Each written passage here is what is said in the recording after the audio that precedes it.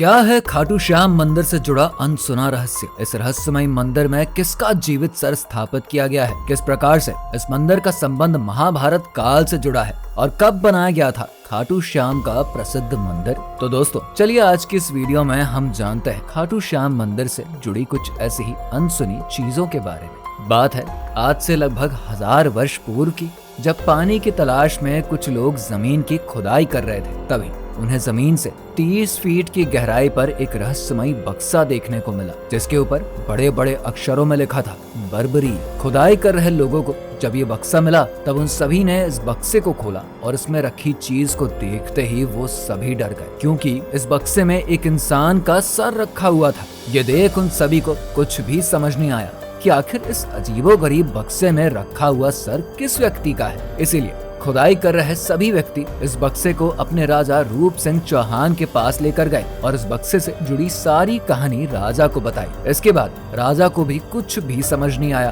तभी वहाँ पर उपस्थित एक ब्राह्मण ने राजा को इस बक्से से जुड़ी सारी कहानी बताई कि ये बक्सा कोई साधारण बक्सा नहीं है, बल्कि इसका संबंध महाभारत काल से है और इस बक्से में उपस्थित सर भीम के पौत्र बर्बरीक का है। महाभारत में बताया गया है कि बर्बरीक घटोत्कच और नाग कन्या मोरवी के पुत्र थे, जो कि बचपन से ही अत्यंत ही वीर और साहसी बालक थे। इनके पास 3 अमोघ बाण भी थे, जो कि बड़ी से बड़ी सेना को पल भर में ही नष्ट करने की क्षमता रखते थे। जब बर्बरीक को महाभारत का समाचार मिला तब उनकी भी इस युद्ध में शामिल होने की इच्छा हुई। इसीलिए महाभारत युद्ध से पहले बर्बरीक अपनी माँ का आशीर्वाद लेने पहुँचे, जहाँ पर बर्बरीक ने अपनी माँ को ये वचन दिया कि वो उस पक्ष की तरफ से ही युद्ध करेंगे जो उन्हें हारता हुआ दिखाई देगा। यही कारण है कि खाटू श्याम मंदिर में ये नारा आज भी प्रसिद्ध है, हारे का सहारा बाबा खाटू श्याम हमारा। जब बर्बरीक अपनी माँ से आशीर्वाद लेकर पांडवों के पास पहुँचे तब श्री कृष्ण के पूछने पर बर्बरीक ने कहा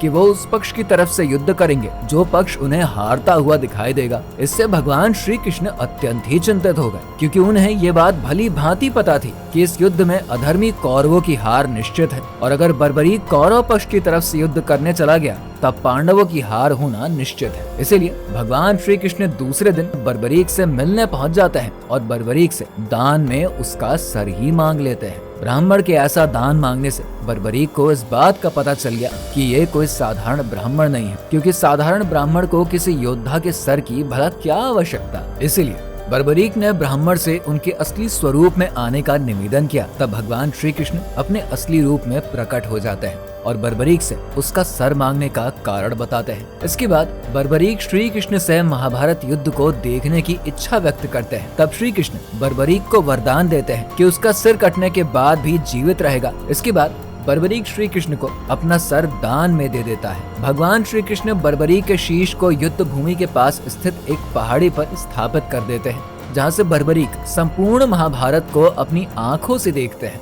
जब महाभारत युद्ध समाप्त हो गया तब सभी पांडवों में इस बात को लेकर विवाद उत्पन्न हो गया कि इस युद्ध में विजय का श्रेय किसे दिया जाना चाहिए। तब इस विवाद को सुलझाने के लिए श्री कृष्ण ने कहा कि बर्बरीक ने संपूर्ण महाभारत युद्ध को देखने का कार्य किया है, वो ही इस बात का सटीकता से निर्णय ले सकता है। इसके बाद सभी लोग बर्बरीक के पास पहुँचे। तब बर्बरीक कहते हैं कि इस युद्ध में मैंने केवल भगवान श्री कृष्ण को सभी अधर्मियों का सर्वनाश करते हुए देखा है, जिनका सुदर्शन चक्र अत्यंत ही तीव्र गति से युद्ध भूमि के सभी लोगों का वध करता हुआ नजर आ रहा था। इसीलिए विजय का श्रेय भगवान श्री कृष्ण को ही दिया जाना चाहिए। तब श्री कृष्ण बर्बरीक के बलिदान से प्रसन्न होकर उन्हें कलयुग में श्याम नाम से पूजे जाने का वरदान देते हैं, जिसके बाद बर्बरीक के शीश को खाटू श्याम नगर में दफना दिया गया, जो कि वर्तमान समय में राजस्थान के सीकर जिले में स्थित है। ये वही स्थान है जहाँ पर पानी की तलाश में खुदाई कर रहे व्यक्तियों को बक्से में बर्बरीक का शीश प्राप्त हुआ था। इसके बाद इस शीश को मंदिर के पुजारी को दे दिया गया और कहा जाता है एक बार खाटू नगर के राजा रूप सिंह को सपना आया, जिसमें उन्हें कहा गया कि वो खुदाई के दौरान मिले शीश को उसी स्थान पर स्थापित कर दे